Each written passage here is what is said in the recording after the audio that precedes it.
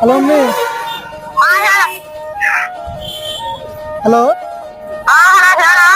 ಇಲ್ಲಿ ಒಂದು ಹುಡುಗಿ ಲವ್ ಮಾಡತ್ತಿದ, ಮನೆ ಕರ್ಕೊಂಡ್ ಬರ್ದ.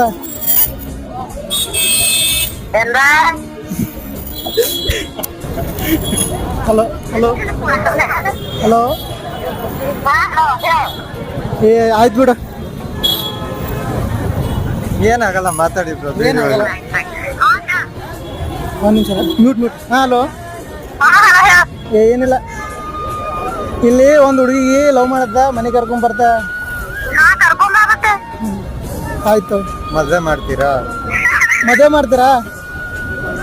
ಮದುವೆ ಮಾಡ್ತೀವಿ. ಆಯ್ತು, ಬಾಯ್.